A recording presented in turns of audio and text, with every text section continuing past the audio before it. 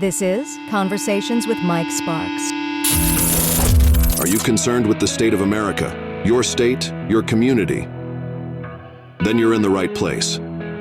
State Representative Mike Sparks. He and guests are here to talk about local politics, history, faith, and freedom.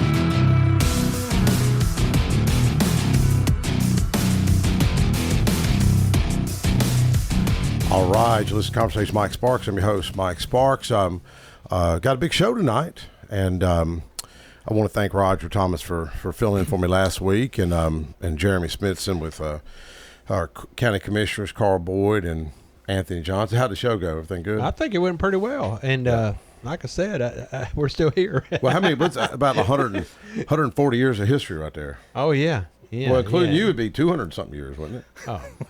210, is that right? I'll get it back. 210 years. I always get it back. Believe me. Well, we like history, so it all fits in. Yeah. But I know I love the story that you shared about Anthony. Is it okay to talk about on the radio? Sure. Anthony Johnson's dad. Mm-hmm. He's a coach. Yeah. I thought that was really touching. You want to tell that story? Oh, well, yeah, Anthony Johnson, he's a county commissioner. He's not ours, but I think District 11. Anyway, he coached down at the Todd Lane Little League, and he coached Anthony. And Anthony always rode the bench. He wouldn't play his son. And this is a true story. So his dad wouldn't play his own son? Yeah, he just wanted to play the other guys. Yeah, mine would probably done it too, as my coach. And anyway, his dad moved up, and Anthony never started. Put him in right field or on the bench. Anyway, the new guy took over, and Anthony threw one into him. He said, "Man, you got an arm." So they started working with the pitcher. He ended up being a pitcher, and he's an all-star pitcher. So, yeah. No, I was all talking about the African-American. From bench to all-stars. Yeah. But the African-American young man Oh, that yeah. kept Also, up there was was a watching. guy named Kenny Richardson. His dad came by. It's a black family. Come by and watching the ball games, and no blacks were playing at Smyrna. And he asked Mr. Johnson, Julian Johnson, if if his son could play. And it was actually Kenny Richardson was his name. And I remember him, I know them all. Everybody at Smyrna. And he was the first black African, kid to play baseball Little League at Smyrna. That would be Kenny Richardson. That was his dad. Is the first one to do that. It was Anthony's father who. Mm-hmm. Anthony's father started. was the one that got him started. Yeah. Did you ever know Anthony's father? No, I may have seen him when I was a kid or something. I think I was a paper boy. No. Yeah, you were a paper boy, weren't you? They cut that out for my time. Yeah. But I got a nice text from my former assistant. A lot of folks knew my assistant, Marvin Williamson. This young man, I talk about how a guy works in mysterious ways, and he'll use things that we see in the world as so improbable that they have to be miracles. So this young African-American was at the Capitol. This has been like 7 years ago, and they had literally had fake news on me. I was talking about fake news earlier, and there really is fake news. Yeah. I'm not kidding you. And this lady here's a PR lady. She probably know what you're talking about. Well, it's propaganda, and they'll use it to discredit people, to cause chaos and cause division. Well, this young African American was coming in, and he was playing chess with my assistant at the time, or my intern at the time, and nice young man. And so I got to know him a little bit. He's from Memphis. I started to tell him some history, And a lot of some of our history is very politically incorrect, but it's history, and it should be told truthfully. And anyways, he was kind of looking, he really didn't know what he wanted to do. So he had texted me and after a session, and he says, I want to, do you have any advice for my career? And I said, well, I guess you're going to move back to Memphis. He said, no, I don't want to go to Memphis. I want to stay here in Middle Tennessee. I said, well, just come in and hang out with me. I really didn't know what to do for the young guy. And I said, man, I got my Rotary Club. I got the radio show with Brian Barrett that day, and I had Jenny Williams coming up and Marty Luffman, and I was also presenting a surprise proclamation to my Kurdish friends that own Auto World of Smyrna. Yeah. I bought 30 cars from guys. Well, if you count I bought a Harley. It's funny, they called me, hey man, we got this bike up here. You want to come look at it? And none of them knew how to ride a motorcycle. So I was like, I'm going to get a buy on this thing. And they're great. They're great guys. But anyways, he come up on the station. He was standing about right in here, and I see him open up a newspaper, and it was TSU newspaper. TSU's a black college. Right. And on the front page, it said, why I voted for Donald Trump. And it was him. It was his face on the front cover. And I looked at him like, you voted for Donald Trump? He said, yeah. So how much persecution you face. He said, no, I just explained my position. Everybody was good with it, So he's a man of independence. He's a man of conviction. Bold. So he knocked on about 4,000 doors. Everybody loved him in the community. And I often say they liked him better than me, and in a way, I'm kind of being honest. Everybody just loved him, young man, and he's anyways. He kind of went through a little rough period. Really got falsely accused, and I probably shouldn't talk about it on the radio, but I am, because here's where God is so good when you see trials and tribulations. And he had called me, This was about 3 years ago, or maybe 2. He called me crying. I'm talking. You'd have thought his mom passed away. And I don't think he's real close with his father and that sort of thing, but he's close to his mom, his grandfather. And, man, I was like, oh, my gosh, can't believe, this is going on. And, sometimes we think, man, God can't have a plan. There's no way that this is part of a grander plan. But you think of Joseph being sold out by his brothers, and that to me is one of the coolest stories there. But I happened to be talking to Alice Rowley, and Alice was running for mayor, And one thing Marvin knows, he knows people, and he knows how to knock on doors. And I told Alice what was going on. She said, Mike, I need somebody. So she hired him. And I remember him saying, like, man, she ain't got a chance. And I'm like, there's like 14 people running. I'm like, yeah, but I know Alice. Alice is, I call her the equalizer. She was right-hand man for Senator Alexander, Bob Corker, Randy Byrd, UT president. And he helped her a lot, and she made the second place. But from 14 to second was pretty good for a Republican. Right. But anyways, God had a bigger plan. He got hired with Office of the Courts. This is so cool, which is called the 3-judge panel, Office of the Courts. AOC is what it's called. Anyways, Nashville School of Law did a nice highlight story on him. Marvin Williamson, and I've been sharing on Facebook a lot. I think Jenny Williams, Roger, I think you shared it, and Marty Lubman. So shout out to Marvin. And I guess the moral of the story is sometimes the trials and tribulations, one door gets shut, God's got a bigger door to be opened. Right. And his story is so cool, just like John DeBerry. These stories, by the way, Eric, no one's going to tell these stories because they don't fit the narrative. MTSU is not going to talk about this story. Yeah. I did send it to my professor, though. Hopefully he'll talk about it, If we only knew somebody with a radio show. Oh, well, exactly, But what I was saying is that the story ties into mentorship, and, you have to find somebody, I'm sure, Piper, your dad's kind of a mentor, but you also have other mentors. But we have to find somebody to connect with. And this guy right here, I'm going to make a prediction. I may not be alive to see it, but I think he's going to be a judge one day. Oh, that's great. And he's going to remember what happened to him. He's going to remember how he was falsely accused, in my opinion, I think he was set up. Yeah. There's a deep state out there. Mm-hmm. And if folks don't believe it, look up what happened to John DeBerry, who marched with Dr. King. Mm-hmm. Now he's the first African-American to be on the first floor of the state capitol with an office. That's never told. Phil Williams is never going to tell that story. Will you, Phil, if you're listening? Phil ain't going to tell the story. I'm going to tell that story. But anyways, hopefully,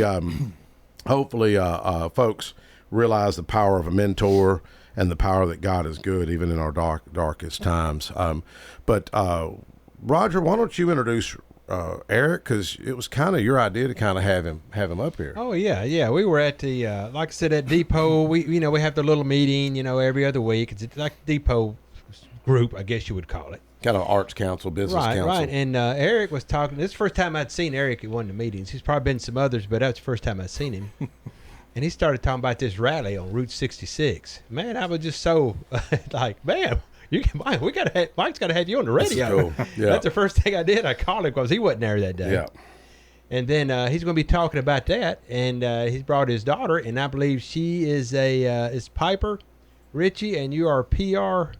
Yes, PR and media production, and I go to Belmont University in Nashville. And that's right up Mike's alley right there. Yeah. Are you a junior, senior? No, I'm a freshman. Oh, really? Yeah, I just got in there, yeah. Yeah, that's cool. Now, not trying to cut you off, or what are you doing? I'm done. I'm using CapCut, Adobe Premiere, what are you using? Yeah, we're using a little bit of everything right now. Yeah. We're just like trying to see like what everyone prefers. I use Canva the most this semester, but for video? Yeah, videos and presentations and stuff like that. Is Canva using some AI in there? You can, yeah, Okay. but Well, your dad showed me some Yeah. stuff of the day that Yeah. it was. Did you teach your dad this stuff? Because it was blowing my mind. yeah, no, it's crazy. It's crazy how much Man. AI can do now. But yeah, it definitely has features where you can do that. Does it scare you? In a way, yeah. I just had to write a whole essay on how bad like AI is going to get as time goes Really? on. But yeah, no, it does get scary because it can do anything for you now. Your Beautifully dad- wonderful. Well, your Yeah. dad was telling me the other day. Who was the guy? What's that TV show 90210? Oh yeah, the host of our of the road rally is Ian Ziering from the TV show 90210. Yeah, and Sharknado and all that. And you were saying how he said he did some narration, but he said, "Man, it was so good with what y'all done. Just go with that." Yeah, my partner Gary Bridges in the production company that we own in Nashville. He's really come a long way over the last year at leveraging and really stretching AI in the production side. And we had actually mocked up a sizzle reel with Ian Ziering in it. Based on just some photographs that we animated and some other stuff. And we sampled his voice and recorded an interview from him, and then we applied that voice to the script and all that. Well, we got around and we said, man, that's great. It's a great first pass. It's a draft. Let's send it to Ian and get him to do the actual voiceover. So Ian calls us back 2 days later and goes, I can't do it as well as the AI that you sent to me. Just run with what you got. Really? And so it's pretty I spooky. mean, but it even took the all the images and like created a video. That's right. Yeah, visual and audio. What we're able to do now, I mean, you can exactly mirror anybody that you want. Which is pretty spooky and wonderful at the same time. So we were talking to Ian a couple weeks ago when we were in Albuquerque, and we were just talking about how it's now going to become an issue with celebrities that they may not even have to be on set or make a physical presence during the making of movies. They just have to license their likeness and their voice to the role, and then just approve the final film when it's done. And that's how it's a whole different ballgame. You think? Well, I was at a conference, MTSU, a few years ago, and I remember it was an AI conference, and the guy was saying, AI is going to take jobs. It's the people that know AI that's going to help. That's going to end up Right. taking some of those jobs. Yeah. It is pretty frightening. But then again, it's I guess there's so many opportunities out there for folks like your daughter. Yeah, and even with AI, there's always going to be a subjective component to AI, because AI is a tool, right? And it still takes a human involvement to tell the tool what to do and how to do it, and then you get to judge whether the end result of that is something that you like or want to use as a final piece. So, we're telling people that if you think you're being replaced by AI, then be the person that's driving the AI tools that replace you. Yeah. And that's that's making a big difference right now. And, Well, Mike, the other day I did actually use some AI. I wrote something on Facebook, but I read it, before I posted it, and it looked like I was really smart, and everybody would know that was not me. And I just did it my original way, so people would know that was me. Okay, like, oh, that sounds great. Makes me sound looks like a genius, I said, but they're gonna know it. Right. Oh, Roger's done find out how to do that. But Hey, Roger, I just stayed. There's boyfriends out there, I know firsthand. There's boyfriends out there that are being accused of using AI to sound better to their significant others right now. Okay, we won't go Some into of it's that. true and some of it's not true. So I'm just saying. It is pretty wild, it was pretty wild. I was in a crisis communications class a couple of years ago, and they were talking about deep fakes, Yeah. but from a political perspective, man, that's what's scary, because where is the truth? Right. Yeah. I'm taking that class next semester, Right. actually. Yeah. I mean, I'm sure it's not the same instructor. Mine was, she was a lady from China, and Okay. sharp lady. Yeah, I have a guy professor. I can't remember his name, but we're not done with this semester yet, but I know I'm taking that class next semester. I'd have to go see. Why'd you want to enter that field? It just really interested me. Like, I've always been so into like technology and social media and that type of field.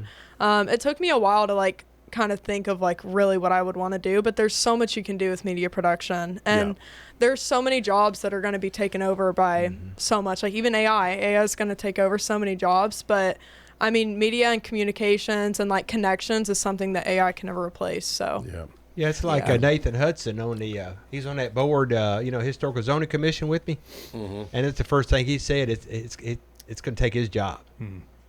Yeah. But he's one. But like me, I mean, Well, Not I gonna think take my there's, job. but I think there was also opportunity out there. But I know in class I was talking to Dan Eschenfelder, and Dan's a great guy. I think Jeremy may have had Dan, him and his wife Christine, Dr. Christine Eschenfelder. She's real sweet. But I was asking students, they weren't even using the AI. Yeah. The students weren't, and some didn't feel right. And I told him, I said, how do you view this? And I mean, to me, I look at it as like a calculator. Right. I'm sure back in the late 60s, early 70s, somebody was complaining, teacher didn't like you to use a calculator. You know, Yeah. But that's how I see it. I mean, No, how you you see do it? great No. articles. That you do. Yeah, I mean it's a tool. It's just a really advanced tool that does a lot of really mostly legal stuff, and but it's only as good as the people that are using it. You know, it's just like anything else, like a car or a gun. You know, you can use it for what it was meant to be used for good, or it can be used to deep fake and do things you shouldn't be doing. So Right. it's going to be a moral dilemma. Another one, how to use the internet, you know, from 2004 was one, but AI is just the next tool in that roster. Well, it was you so know. cool with, you know, that, and, you know, you were, talk about we did a little Facebook Live where we talked about the Bible study. Let's get into that real quick. Yeah, so I have kind of a strange biblical background. I grew up on a ranch, operating ranch in Montana, and I didn't really even know a Christian until I went off to college. And so the religion. You didn't become a Christian too. That's right. I didn't become a Christian until I was well, 30 isn't it usually years the opposite old. though? You're a Christian, you go to college, and you get away from the faith. Well, I mean, some do. That's how I hear that. I got introduced to Christianity in college, but there was, you know, the religion I grew up in was farming and ranching. That's you know, 7 days a week, and so you know, my faith really took hold when I moved to the South here, and my wife was a big part of that. And you know, I came to know Christ when I was 30 years old, and was baptized in First Baptist Church, which is now Life Point here in Smyrna. And my wife and I went on to teach Bible school, and you know, a whole bunch of stuff there over the years, and heavily involved. So, but as I started some of these new ventures a couple years ago in the automotive side, I've just met a ton of people nationwide, and even some international connections. People in that car community are really, really good people. They're like ranchers, you know. They're just really honest, good people, and a lot of them don't know Christ and have not been exposed to church. And so I started thinking about 6 months ago. I said, you know what? I've got a lot of people that I've been sharing the gospel with in this shop. I said, I ought to start a Bible study for men to focus on just unreached men that'll meet at my car shop amidst all the classic custom restorations and the custom cars we're building and all that stuff. What a cool way to spend a Sunday morning, you know, sitting in a room with a bunch of guys and a bunch of classic cars, just talking about things that are meaningful to guys like me that didn't get to know Christ till they're older, you know, into their late, you know, middle age and stuff. And so I can relate to that. I didn't grow up in church, so I don't come to profess to memorize the whole Bible, or I'm learning just like everybody else is. But who's the one that invited you to church, or you remember? It was really meeting my wife is who got, when I first moved to Nashville in 1994. I started going to Christ Church over there on Old Hickory Boulevard, go to Christ Church. and just because of the music program there. Was you there when Dave Ramsey was there? I was. I was. Did you ever know Dan Miller? Oh yeah. Dan wrote my book for us. Oh really? Dan's the one that told me to quit Nissan and follow my dreams. How'd that work out? Oh yeah, man. He was such a great guy. You know, he bought 11 cars for me. One thing you like about Dan, I remember I had this BMW 700 series. And man, I could find some deals. I mean, even Dave called me one time. He's like, Mike, I'm always hearing the man for car deals. I was good at cars, and you know, Cash for Clunkers kind of threw a monkey wrench in all that, you know. So it's a little, to me, it's a little bit more difficult today. But Dan, I remember he got the door wouldn't open, the back rear door. I'm like, hey, it's a nice car, but I can't get the left rear door open. And he ended up fixing it. I'm like, how did you get that door open? I couldn't figure it. But this guy, he had a master's degree, I think in psychology, but he could change his own oil, change the starter, you know, fix that door. And, you know, sadly, he passed away with pancreatic cancer last year. Oh, I didn't know that. Just a great guy. And I had tried to call him. I knew he'd been battling. I knew he diagnosed cancer. I just assumed he had, you know, 6 months or a year. And I called his daughter, and Ashley, and she called him back, and it was his same number. And she said, Mike, you didn't know? I said, no. She said, he passed away yesterday. But you know, that goes back Piper, to people that believe in you, that encourage you, because the world's full of Debbie Downers, man. Right. I mean, we know one that I use. It's WWJD. It ain't Jesus we're talking about. There's this guy that's so negative. I read some stuff today. He was over It's just, this guy's an expert. I mean, he'll tell you how to restore a car. He'll tell you your yard's too high, you need to get it cut. He'll complain about Bean Brothers Barbecue, but this dude's an expert. Don't even live here, okay? So you got those people in the world who've got mental health problems. They got mental health Right. problems. Because going back to what your dad's talking about, I'm serious. It's a mental health problem. When you see somebody that's a keyboard warrior that's just this right here all day long, negative, Debbie Downer, there's a void in that person's life. Yeah. They're looking for something. They're lonely. They don't have no friends. I mean, Probably for more real. likely single. Ain't got a Yeah, and I'm not significant other saying- to I help know them, it sound- debate something. I know it sounds mean to say, but there's a void. Yeah. I mean, and you have to have something there. Maybe, Roger, you can invite him to that Bible study with Eric's. What? That's not a good witness. tell you what. No, he's like, I I'll tell ain't you what. inviting him. That's Get with Jeremy. me. Get with Jeremy Bird. Now wait a second. Hey, Get Jeremy. get with Jeremy Bird afterwards and ask him what he thinks. I'll give you the name after the show, Anyways, and we you can shouldn't be ask him. sharing See what that. Jeremy thinks. If Okay? Bart's listening, Bart would be disappointed. Sorry, Bart. Anyways, we should reach out. Some people are just hard to love. Yeah, they are. Yeah. They How do you are. do that? How do you love on people that are hard to love? I just love them hard. Man, back, I mean, it's you know, hard. That's all you can do, right? And right up to the point that you can't stand doing it anymore. Oh man, it's hard. Piper, how do you handle people that that are just so toxic? It's a weird, they're struggling with something, because happy people don't try to bring other Exactly. people down. So you just have to keep that in mind, especially like now, like everybody's in college too. So it's Yeah. not like, people need to grow up at some point, and some Yeah. people just never grow up. Yeah. But I just like, the easiest way to do it is, there's not really much you can say to them. You just Yeah. you're just kind, and that's all you can really do. And you, I think that's why they yeah. say that's why they came up with "bless your heart." Yeah, Sure. seriously. Did y'all say that in Montana? No, What y'all tell people? No, we took them out behind the barn and bet straightened them y'all out. do. Yeah. Yeah, but there really is a need for what you want to do. I think it's cool. Do you know Louis Cucci, Pam I Cucci's don't, no. husband? He's got he's got a lot of the old Dodge Chargers. He's got the place across the Omni-Hood. He owns 2 of them Oh, buildings. yeah. And his wife was my mother's best friend. In fact, I told her about this the other day, and Lewis wrote a couple of books. And in fact, I thought about putting an event together at Gateway Classic Cars and have him speak. Yeah. But maybe we could put it together at your place Absolutely. and have him yeah. speak. We'll start getting in some of the celebrity cars that we have for the upcoming rally. We'll start kind of filtering into the shop here over the next month or two. When you So- say celebrity cars, what's the definition of a celebrity car? Yeah, so there's really 2 ways we look at it. So the this rally has kind of come together over the last year, and it really started off as just a kind of a fun idea for us to get a bunch of our celebrity friends together from the music and film and television industries that were really big car guys. And next year's the 100-year anniversary of Route 66, and so I said, man, for a cool okay. show, why don't we get together a bunch of these celebrity buddies of ours, and we'll go run the entire 2,000 miles from Chicago to Santa Monica, and we'll raise some money so y'all for can do like some- a whole convoy type yeah, thing. that's right, and raise some money for some nonprofits along the way and all that. Well, over the last 6 months, it's really taken on a life of its own now. So we have 10 celebrity-driven cars that will be driven by very, very well-known celebrity icons Mike, in one the of them? industry. It's Mike. No. Oh, Well, I don't have a classic right now. Is this thing working? But I was telling you, I think I told you the other day, I got to have lunch with or dinner with Willis Johnson, that owns Oh, yeah. Alan Jackson's house, and Yeah. got the 2 big barns out there full of cars. And Somebody I need to get in He's- touch with. I think oh. he'd be interested in doing this thing great with guy. us. So. I mean, he really is a down to earth guy. And I was sitting with him, and I gave my book, Learn to Barter, and he looked at me and goes, "You wrote this?" I'm like, "Yes, sir." I said, "Well, I bought your book." I said, "You gonna read mine?" He said, I'm reading your book right now." So he was kind of looking through it, but he was in Vietnam, and just a great guy. And I said, "You a believer?" Oh, he'd make a great speaker, by the way. You know? And I said, "You a believer?" I mean, a Christian. He goes, looked at me like, "Yeah." And I said, "Come on, can I show you something? I'm gonna show you 2 miracles."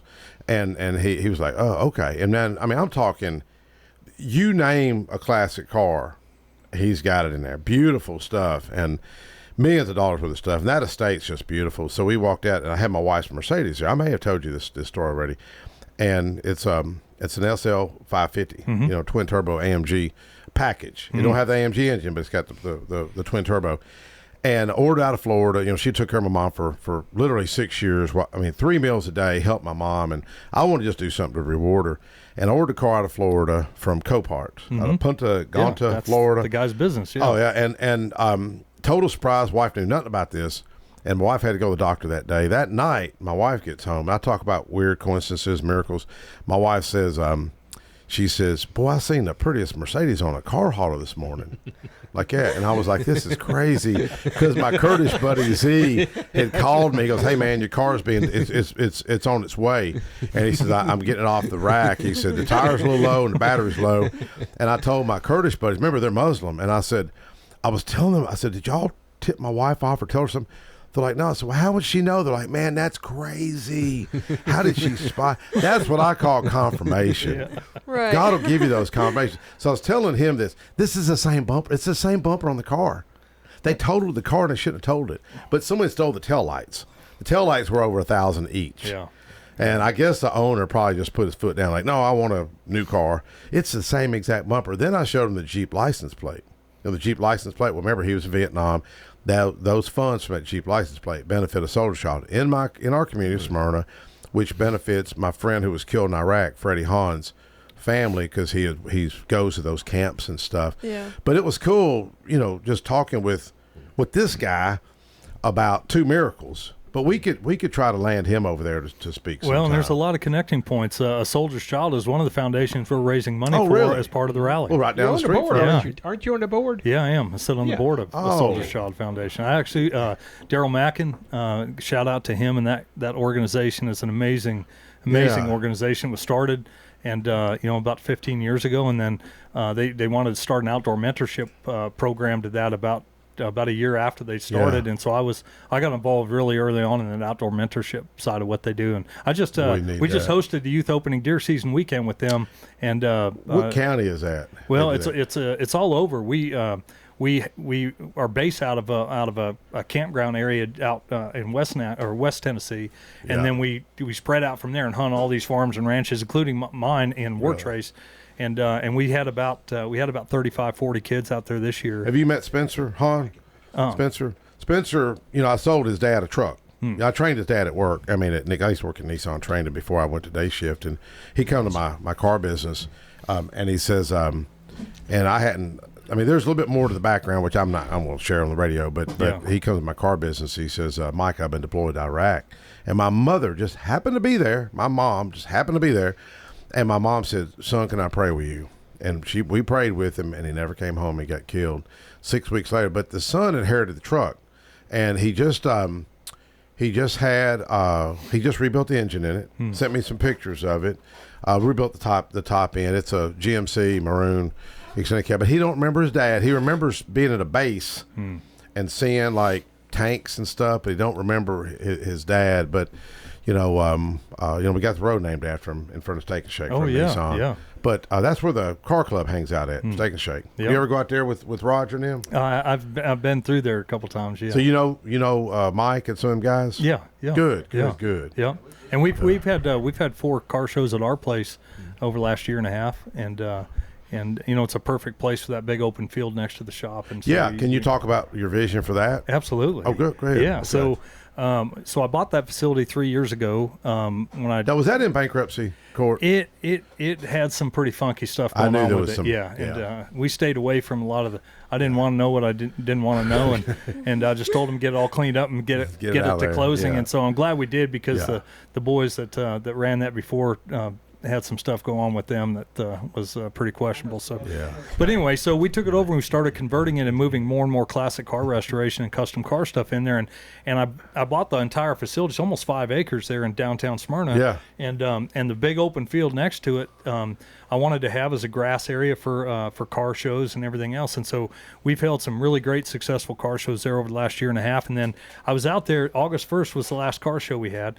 And I was sitting there with my general manager about 10 o'clock that night. We was watching the last couple of cars leave out of there. Yeah. I was looking out over the field, and I was like, I want to build a drive-in movie theater here. Yeah. Cool. Right in downtown Smyrna. That'd be good. And he started laughing. I started laughing. I said, hey, that's not really all that funny. I really want to build a I know. drive-in movie theater here. And Where would you put the screen? down at the far end of the field, Towards down the by the train water tracks? by the water remediation pond down there. Okay. And So that's, none of that's floodway right there, no, floodplain. no, Okay. no, and so I wanted to keep it like a 75 to 85 car deal where it'd be open in the summers from Thursday, Friday, Saturday, Sundays, and You have tune in different with the theme- radio? Yeah, and do Cool. theme nights there. So you wouldn't have the old speakers that go in your window. no. Or getting in the trunk, getting to the drive-in. Huh? So you ever go to any drive-throughs back in the day? Yeah. I grew up. There were some drive-in theaters right in Billings, Montana, where close to where I Are grew they still up. around?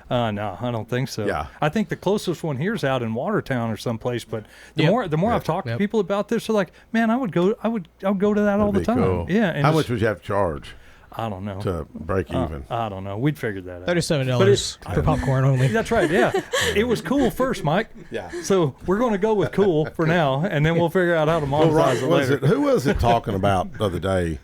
Was it you, Roger, talking about everybody hiding in the trunk and under blankets and going through by Well, I'm a lot yourself? older than y'all. That's what You you know. would do. Hey, we And, have a 58 Cadillac in the shop right now. You could fit 27 people in the trunk of that vehicle. Yeah, it would be funny. Yeah, you would look next to the car beside us. Would a couple of cars pull in? Yeah. Me, my cousin. I remember he had no Cyclone. I don't know if you remember the Cyclone. Behind the yeah. seat, there was an opening to the trunk. Yeah. Anyway, you look over and you'd see my cousin, and a few minutes later, it'd be a carload. How'd they get them off the trunk? Did they ever get on to people or just let them go? They started eventually just charging by the car, By the because whole car, they knew yeah. that people were doing it. No, so, I had older sisters, and they make me. We were in a VW, make me sit and get underneath there, and we were little kids. But it had a lot of fun, a lot of memories. But it'd be fun, we're really the Depot District is really trying to make a comeback through all the meetings and the businesses in that area Yeah. of Smyrna.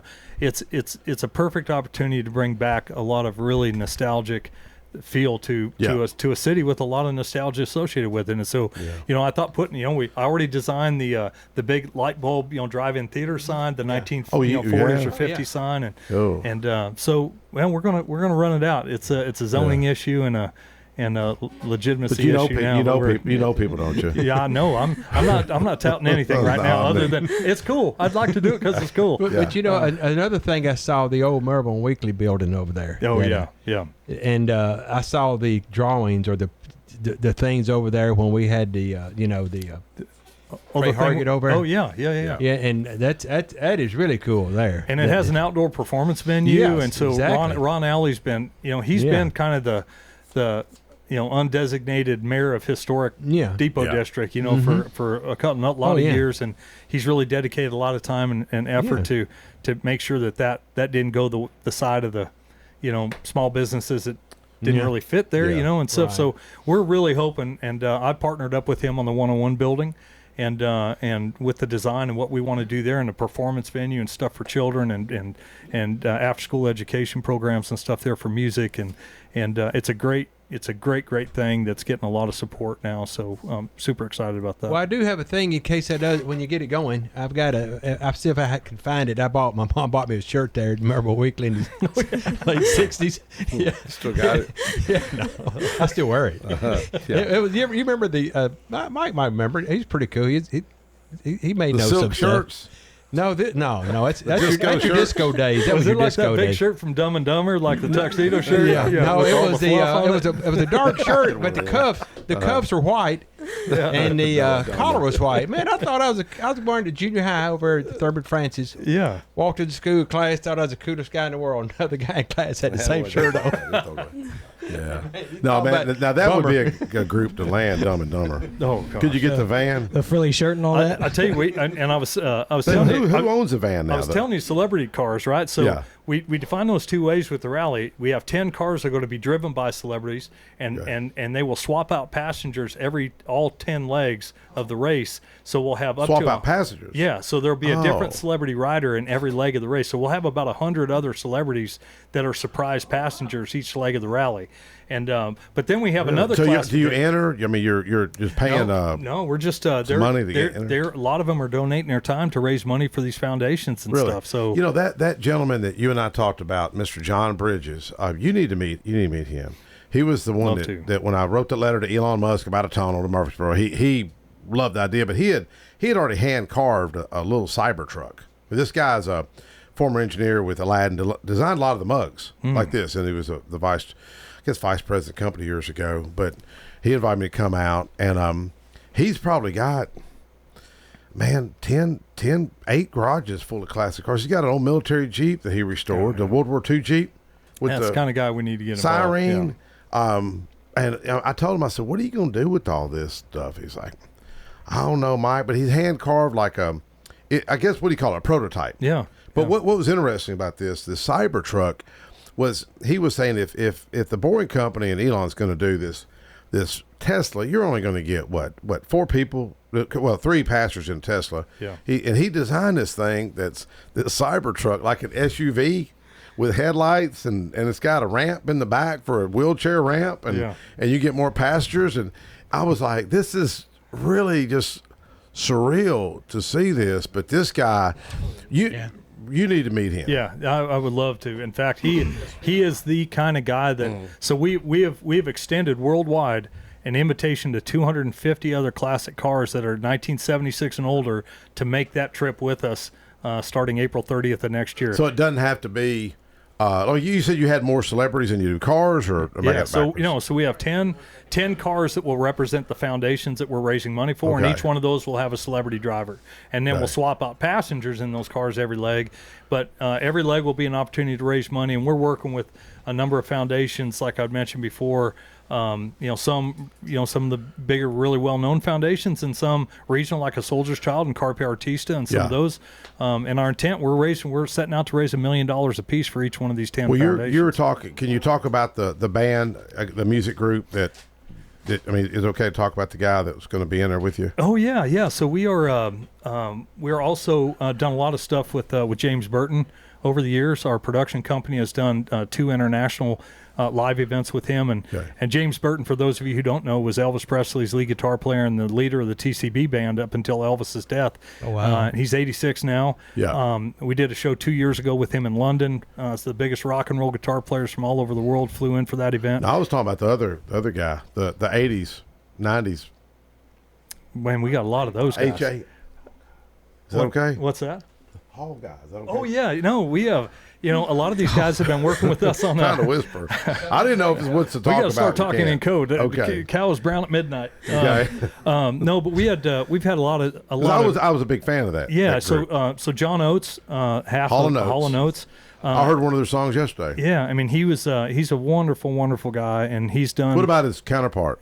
Yeah, Daryl. I haven't really spent a lot of time with him, but I have spent a lot of time with John. And anyways. John did both of these James Burton events. But John Hall's a great guy. John Oates. Oh, John Oates. John Oates. Okay. Yeah. Like you This said guy. all the time, can you I tell? love that. I love that band. Yeah. I love that I mean, band. and he is, and John's doing You John's ain't doing getting some tickets to really their concerts. some really cool things on his own right now. Yeah. Some small, more intimate Now, is he tours and around stuff. here? Yeah, he's in Nashville a lot. Well, how do you and- reach these We've just really linked them with them through the productions that we've been doing, and the James Burton stuff has brought a lot of great people. My partner Gary Bridges has been 45 years in the music and entertainment business. He played after Elvis died. He played with the TCB band representing Really? Elvis as Elvis in Yeah. Vegas for years and years and years, Yeah. and that's where he met James. He And was one of them impersonators. he was the The impersonator. He was the. If you look, he Wow. is the most. Gary is really he's an actor because he did. I think impersonator is kind of the wrong term, but Okay. he represented and was Elvis with the TCB band in Vegas for years after Elvis's death, and with the actual players. And he is an amazing musician and artist and singer and player and all that. So he spent his whole career in that space, and he is very, very close and very good friends with a lot of really well-known folks. He was also Michael Jackson's bodyguard for a period of time, and was with a lot of really I got well-known people over to the meet years. with Priscilla Presley last night, Elvis's wife. Yeah, yeah. It was pretty cool talking about the music therapy and Amazing Grace, and she was like, man, that was Elvis's favorite hymn. She might be somebody you could probably We've been in touch with the Elvis folks. She and seems Priscilla real yeah. sweet though. Yeah. I know a lot of the lawmakers. I think Joe Towns and a couple others down in Memphis hung out with her. And and in Nashville and down there. I think they're trying to save one of the old like Rock and Roll Hall of Fame, some building down there. But speaking of celebrities, we've got Austin Maxwell on the line. Austin, how you doing? Hey, I'm good, Mike. Just driving back. I was actually streaming the show, starting around Cookville, and enjoyed listening to it tonight. Just a kind of a really good reminder that there's a lot of good in the world, and life is good. And just be kind to others. So We need to get you to enjoyed listening get to you it. to drive that military Jeep of Mr. John Bridges. No, I'm just in a regular old car. I'd love to have an old military Jeep. If you can find me one, I'd love No, to he restore it and everything. he told me he drove to the day. He's it's still got the little siren thing horn in it, and he was the one that just happened to call me. I went out there, hung out with him about 2 months ago, and I seen he's got like a man cave at his house, like garage, and I seen this B-17, and my dad flew on the B-17s, and I appreciate Austin and Claire. You gave me that book back in the last year. I appreciate that about the 8th Air Force. But Yep. I told him, I said, man, B-17 right there. He goes, yeah, that was so-and-so that started the 101st Airborne Restaurant. And he said he flew a B-17 in World War II, and he had one. And I was like, really? He told him, he says, man, I'd like to fly on a B-17 sometime. He says he had a B-17 in Nashville. He goes, we'll fly out to Dallas with me tomorrow. And he said that man told Johnny, he says, but you got to remember, sometimes the engines will stall on us like that. Like, who wants to fly on a B-17? The engine's going to stall. That's a whole different human back then. I know. It was like, all right. Yeah. But he did it, and he said, I had to figure out a way to get back. But Mr. John Bridges is such a great guy. So how you been doing, Austin? Everything good? I'm good. I'm just ready. Like everybody, it's a short week. You got Thanksgiving, you get a couple of days there, and I'm just kind of ready to chill out starting on Wednesday. So I'm doing good though. Well, I appreciate your lovely wife coming over to the Trey Hargett event we did at the cemetery community, the old school over there, the old African American school. We presented that $250,000 grant. Very, very, very touching. Vincent, the pastor over there, Vincent Windrow, they just turned the electricity on 2 weeks ago. I said, he said, man, when's the last time electricity on? He said, 30 years ago. It's an old black school. Wow. The original desks are still there. It was during segregation, and they're turning it a museum. And really, really cool stuff when you see things start where the lights come on. You start seeing some things happening. Mike, yes, it still has a stage. Yeah, that was the ones that when I was a kid, if you got under there during nuclear attack, you'd be safe. Yeah, these are. Yeah, it really is neat though what they're going to do over there. So hats off to him. But go by there sometime, Austin. Even just it's back up behind Stones River Methodist Church, to the left of the gravel pit. If folks, we're right after the battlefield. If you're going towards Smyrna on the left, you don't really see it back up in the woods. But see, a lot of these folks are passing away. Bo Washington, my understanding, deeded that over to him, and Dr. George Smith has passed. Frank Caperton's passed, and sadly, a lot of this history is passing with them. A lot of history. A lot of history goes with them when they pass. But, yes. But you can learn a lot from history, too, if you stay close to it. But, yes. But no, I just wanted to say, hey, I really enjoyed listening to the show tonight. Got a good group of folks there, and thanks for all the good they're trying to do out in the community. And there's a lot of liberal, no good sharks. And we have one and only conservative, Mike Sparks. Yeah. Well, join us at that Bible study Eric gets going. I'll try to post it on Facebook. Oh, that'd be great. Look forward to that. Yeah, I'm excited about that good. for sure. Yeah. Thanks, Mike. Thank you, sir. We'll see you. See you. All right, take care. Bye. But the Austin's our former chairman of GOP, and he was shot in Iraq. Was he? Yeah. I think he was shot twice. Wow. Yeah.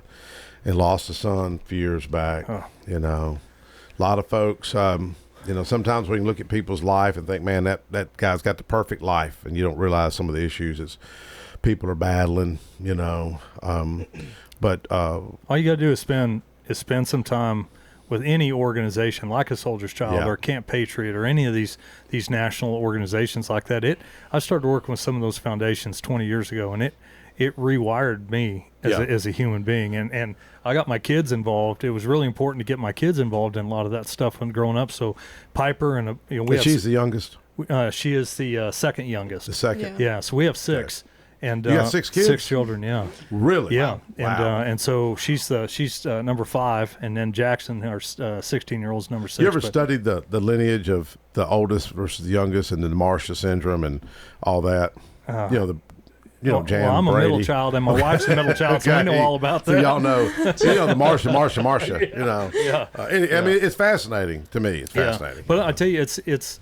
I don't think there's enough opportunities to give kids these days a dose of what the world's really like. Yeah. We are blessed in so many ways, and we forget how 99% of the rest of the world lives, and people that have gone through these horrible traumatic experiences. And it's no wonder why the suicide rate is so high, and why the divorce rate is so high, and especially with severely wounded military personnel and the families that who have military person who has passed their families left behind are just as crushed and broken as the soldier themselves. And so we a good part of this rally, we have 3. It's the 25th anniversary of 9/11 next year, and so we have 3 foundations that are associated with the rally that are represented in the rally that we're raising money for. The New York Fire Department Foundation.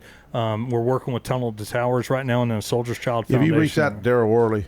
I know Daryl really well. Do He you? and I have hunted together for years, and I bet he'd get involved. he's a great guy too. Yeah. And we've had some adventures, Daryl and I, over the years for he sure. he seems real down to earth. Now, hadn't he done a remake of the song "Have You Forgotten"? Well, Didn't he remake it somehow? I'm not sure if he's re-recorded or not, but I know obviously the original version of that he did is an iconic.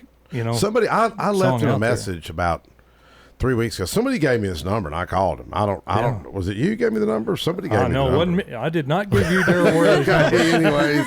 Well, in all fairness, Daryl, I did not give Mike Sparks your number. I have not heard back from the guy. But anyways, anyhow, I hadn't heard from him, but he seems like just a He's genuine a guy. wonderful guy, guy. And we've been on a lot of hunting trips together, and we've done a lot of veteran support stuff together over the years. And we it's been talk great. about just last night. I was studying mental health of all things, and the Anxious Generation book, and to me, it ought to be a must read. For, in fact, I thought about buying one for every elected official, but I thought, man, that's going to set me back. I mean, it'd be some money, and it really would. But it talks about childhood trauma and the mental health, and it talks about the social media. And man, we're really facing a dilemma when it comes to, especially among females. Yeah. Do y'all talk about that much? We do, yeah. There's like the suicide rates since social media became a thing have like skyrocketed, and Yeah, mental it health disorders, like anything, How depression. do you chill? What do you do to chill? Social media. I mean, oh my I feel gosh, like really? yeah, like I feel like that's just like the prime thing all people my age are on nowadays. So you play it- music or do you do anything? Yeah, You do? no. You Like, sing or play instruments? somewhat, yeah. Yeah. I can play piano She's a somewhat. lot more. but She's a lot more musical than she lets on. Yeah. Really? Jeremy Yeah. here is a talent. He's very talented. He plays drums and Yeah, I'm actually going to Singer. be putting on a little solo performance at church, not this coming Sunday, but next Sunday. You ever heard somebody sing and you're like, that's the same guy singing? You're like, it's like the voice don't fit him. Yeah. I mean, and I mean that in a nice way. Yeah. I was like, whoa, have you ever seen that happen where you're like, how Oh, is that gosh, voice yeah. coming out of that person? Oh yeah, and just the opposite. Yeah. Too. It's wild both directions. Yeah. Sometimes somebody with a great voice, you see them live, they're horrible, and Yeah. then the other guys, you see them, they don't look like singers at all. They got the greatest voices you've Yeah. ever heard. Yeah, He Charlie, really- Charlie Puth's speaking voice is really, really, really deep as this. And then when he sings, he's singing very, very falsetto. Yeah. And so, He's really talented. Yeah, But I think one I think one of the things too, we're super proud of our kids, and we've been a homeschool family, kind of a hybrid family. So you have no social skills? Yeah. I'm teasing you. I always say that. So a lot of I'm our kids teasing. spent half their time in homeschool and then finished out in Yeah. high school and stuff like that. And we just kind of let their education kind of evolve Yeah. with them. But we're a very, very close family, and we. So your wife teaches Yeah. you? Oh yeah. Okay. Yeah. My wife has Yeah. been the staple of that for Yeah. 20 years in our household, but it allows us to be as flexible as we want to be, and but it also allows it's built some amazing. Our family's got great relationships, and our kids are wonderful kids, and we're proud of all of them, and we're gonna grow them to the point that they got a big callus against Yeah. what they're seeing out there, and we don't shield them, as well. Yeah. Even when we homeschool, we were a part of scholastic programs, tutorial programs, and stuff where they would go to class 2 or 3 days a week and play sports. Well, and all one that thing stuff about with them. Anxious Generation, Jonathan Haidt, that wrote this book, my understanding, he started studying another aspect of social science, and all of a sudden he run across all this data that's so alarming of that y'all's generation. But it seems like you've got to kind of find something to get plugged into. But one of the areas that I see is the lack of fathers in our culture. Yep. It really is an epidemic. And one thing I brought up in finance the other day, and it just seems like nobody wants to talk about lack of fathers. And that's why I just showed It's you huge. that about the mentorship. I run a mentorship bill this year, but I just wish we could do more to get, guys like Austin Maxwell, for example, he just called in, or you, or Roger, or Jeremy, plugged into some of these at-risk schools like Smyrna West alternative schools. I think the fatherless thing is one of the biggest epidemics that we face worldwide right now, and it's We have the highest in our country and the highest prison population. And when you look at like a Soldier's Child Foundation, those kids are fatherless because their parents went off to war and served and protected our rights as human beings in this world, and those kids are still fatherless, and they still deal with the same issues that every other fatherless kid deals with out there, and thank God for foundations like a Soldier's Child and other organizations like that, because they are purposefully going out and seeking out those kids at 6, 7, 8, 9 years old, and stepping in and becoming a stand-in, for a father mentor, in their lives, and it's been fantastic. Representative Todd Warner out of Chapel Hill. I know of him. Yes. Todd, about 4 years ago, Todd had asked me. He says, "Hey, I'm gonna be over in your area. Do you want to go to this Soldier's Child event?" I was like, "Okay, let me check my calendar. I think I can go." And then I said, "Well, hey, do you mind if Spencer Hahn goes?" Spencer is the son of Freddie that was killed. And then I remembered, I said, "Well, let me see if he's got room for the widow, and room for the brother, and room for her. She's since remarried." And tell me how cool this is. So I go to this event with Todd at Embassy Suites. Well, Todd's sitting by himself, but he had every seat was available for Freddie's family and myself. I said, Todd, I said, what was you going to do? Just sit here? You bought a table. You just going to sit by yourself? I said, don't you see how God orchestrated this? Pulled us all together here? I don't really think he's seen it. No. It's just so obvious. But Todd will give your shirt off his back, But we're about out of time.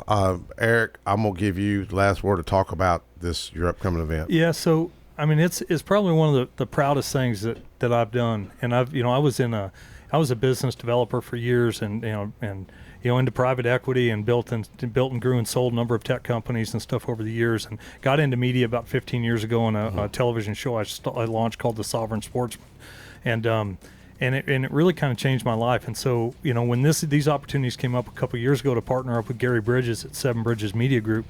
And I told him, I said, I only want to do content. I only want to develop shows and content that have a give back component to it. Yeah. I want them to go out and raise a ton of money and awareness and expose great stories. And I did that on The Sovereign Sportsman for 4 years as well. And the sole intent was to tell those stories. I didn't care if we were on a hunting trip or mountain climbing Mount Rainier or in Thailand, catfish fishing.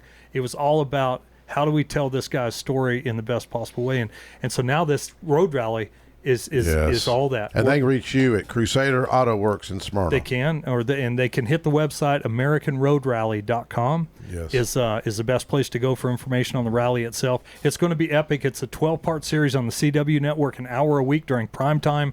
We have one of the top slots on the entire network. CW has been unbelievable to work with, and this show completely fits their format that they've restructured their network around going into this next year.